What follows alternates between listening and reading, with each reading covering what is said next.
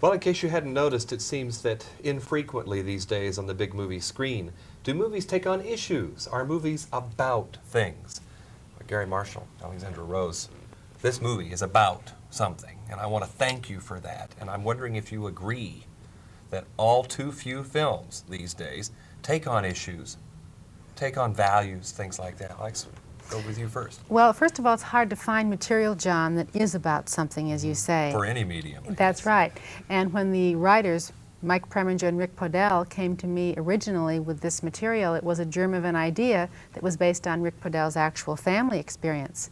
And I was very attracted to it because I felt it had strong emotion in it, but it also had some very funny and very humorous sides to it too. But now, apart from the humorous material, Garry Marshall, are you taking a risk intentionally knowing that for a movie to be about something might not connect with today's movie-going audiences? Or do you feel that way about today's audiences? I don't feel that way at all. I think sometimes Hollywood talks down to the movie audience, and they say, well, they won't understand that. But they understand plenty, and I think Nothing in Common, we address a number of issues. We address the issue of a young, successful advertising executive and how he deals with his parents. We discuss how to have a working relationship with a romance when you both have careers.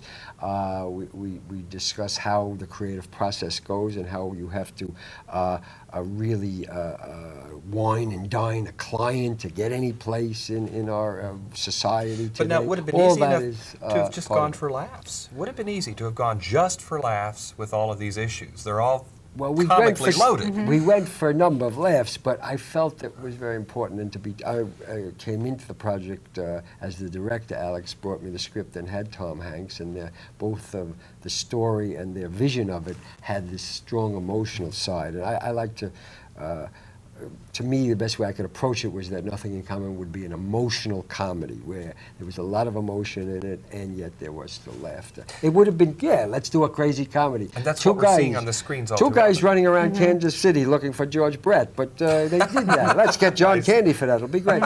No, but this, I think the audiences really wants some films with substance, yes. So you think it's not just TV anymore that's the domain, the arena for social-oriented dramas. The big screen still is there. I think if you do it with fine acting, because people know the difference between good acting and bad acting, and you do it with enough humor to nobody wants to go out and have a real depressing evening like that.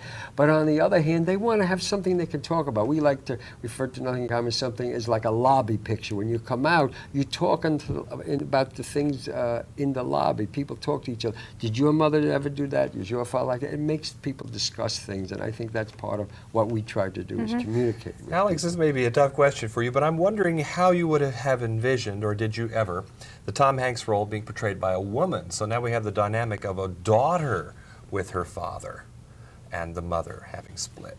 Well, I think it would play equally as well. I don't think there's really that much difference if you had had a woman who was a career person on a roll, having a wonderful life, and all of a sudden had no other siblings, so that when her parents split up after 36 years of marriage, her life was overwhelmed and intruded upon. It would have been the same. I don't know who would have played it as well as Tom Hanks, because he really did a marvelous job. But it's tough in that, what obligations do we owe our parents? How have you felt about that towards your parents, if I might get personal for a moment? Well, I am a parent. I have 3 children, and my father is still alive. So I don't know each person, and that's what this picture examines. Each person must examine how much responsibility they have for their parents' lives, how much the parents had for their lives. It's something that is unique to each person, but is totally identifiable in our society together. And it's a tough issue we're all having to face, inevitably. That's right, and I think more and more today, marriages aren't holding together. I think 10, 15 years ago, there was no chance that a woman would get divorced after 20 years of marriage. And now that's not true because there are more jobs for women. It's becoming more socially acceptable. So children are having to deal with the fact that their mothers may be out on their own again after 50 or 60, and that's a tough thing to deal with. In marketing a picture like this, it's crucial, from your point of view, how this thing gets across. Kansas City oftentimes is a test market for films. Why a city like Kansas City, and to what extent do you pay attention to what we then say to you about our reactions? Alex, first. Well, we pay a lot of attention. We use the preview process specifically for our benefit. We take the film out when it's in a rough state, and we ask the audience very specific questions. The audiences are very intelligent, and they usually give us answers that help us decide how to work with the film. So Gary, to the cynic in the Kansas City Theater who fills out that card saying nobody's going to read this, you would say, oh, it's going to be read by 10 people and Xeroxed yet.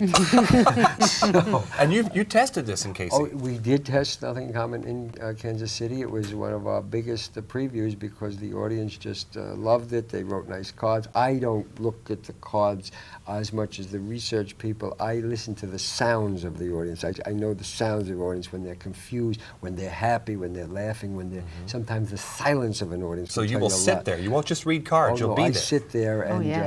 reading cards, you got to put on your glasses, you got to find the light. But in the film, you just sit there in the dark and you can hear the audience knows when it's a cheap joke and they know when it's a good But joke. little do those people know, sitting next to you, they're sitting next to the filmmakers themselves. Well, hopefully they don't know, because we just Yeah. want their honest response. And many times we wear beards and mustaches. I was wondering about that. This could make a But- great movie Disguises. situation. Kansas City people knew it, but they were really.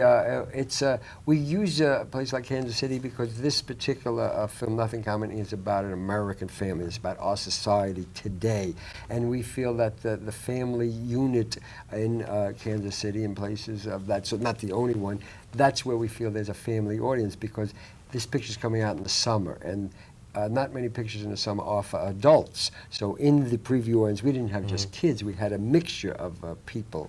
And they gave us a very good cross-section. There's so little time, but I just want to throw in very quickly. You've got Madison Avenue, and then at the same time, you've got a death of a salesman sort of motif. Selling and acting and all of that, they really do kind of interweave, don't they? Yes, an actor is a salesman out there with a Yes. shoestring and a smile.